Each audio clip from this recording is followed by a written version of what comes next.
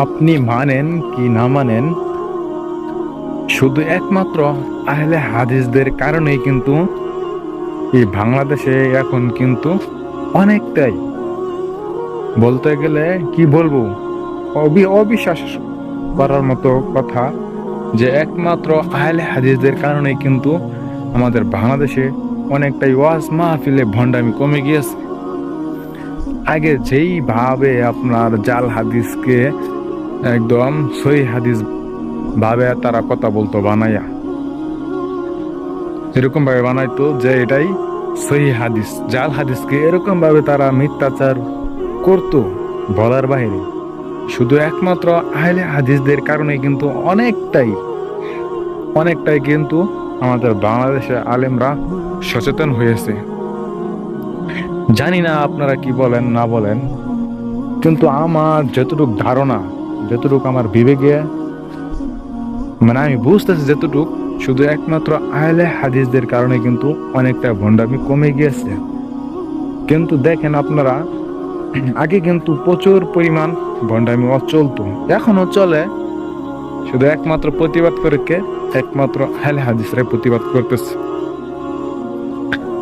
আহলে হাদিসদের একটা গুণই আমার কাছে সব সময় ভালো লাগে, বা আপনারা জানেন যে তারা কিন্তু রেফারেন্স দিয়ে সব সময় কথা বলে আহলে হাদিসরা, সেজন্য তাদেরকে মানুষ সাপোর্ট করে। এখন দেখা যাচ্ছে যে প্রায় মানুষই আহলে হাদিস হচ্ছে, বা আহলে হাদিসদের কথা শুনতেছে। আহ, তারা এই আকিকা তারা মেনে নিচ্ছে।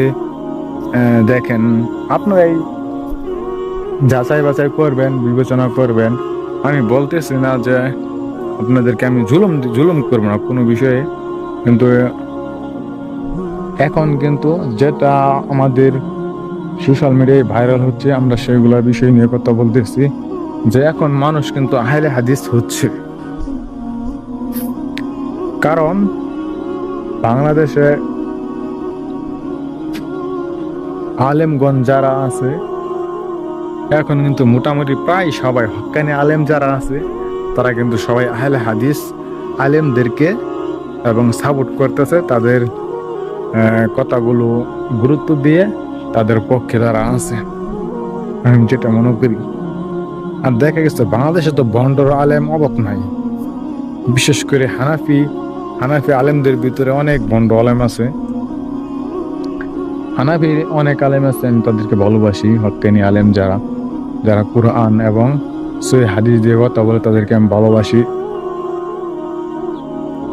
কিন্তু আপনাকে একটা কথা মানতে হবে, শুধু একমাত্র আহলে হাদিসদের কারণেই কিন্তু আমাদের এই বাংলাদেশে সোশ্যাল মিডিয়ায় অনেক ভাইরাল বক্তা যারা আছে, তারা কিন্তু অনেকটাই সচেতন হয়েছে। যাই হোক, আমি কিন্তু ছোট্ট একটা, আমি কিন্তু কোনো মাদ্রাসার ছাত্র না, তারপরেও আমি শাইখ আব্দুর রাজ্জাক বিন ইউসুফ হাফিজাহুল্লাহর কাছ থেকে অনেক কিছু শিখেছি। তার কাছে যাইয়া শিখি নাই, কিন্তু তার বক্তব্য শুনে কিন্তু আমি অনেক কিছু শিখতে পারছি। এটা আপনারা মানেন কি না মানেন, এটা আপনারা যারা শেখ আব্দুর রাজ্জাক বিন ইউসুফ হাফিজাহুল্লাহর ওয়াজ শুনেন তারাই বলতে পারবে।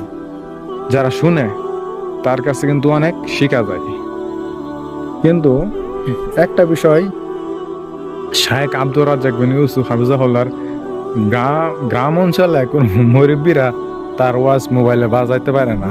কিন্তু তার কি জন্য বাজাতে পারে না সেটা আমি আপনাদেরকে বলছি। সেটা হচ্ছে, সে কিন্তু সুর দেয়া কথা বলে না, সেই জন্য মুরব্বীরা যারা আছে, মানে দেখা গেছে 50-60 এরকম বয়স যাদের কিছু মুরব্বী আছে, কিন্তু মাঝে মাঝে রাত্রে ওয়াজ শুনে, তারা কিন্তু এগুলো ওয়াজ শুনতে পারে না। সেটা হচ্ছে শেখ আব্দুর রাজ্জাক বিন ইউসুফ, সে কিন্তু অনেক জোরালো ভাবে কণ্ঠ দিয়ে কথা বলে।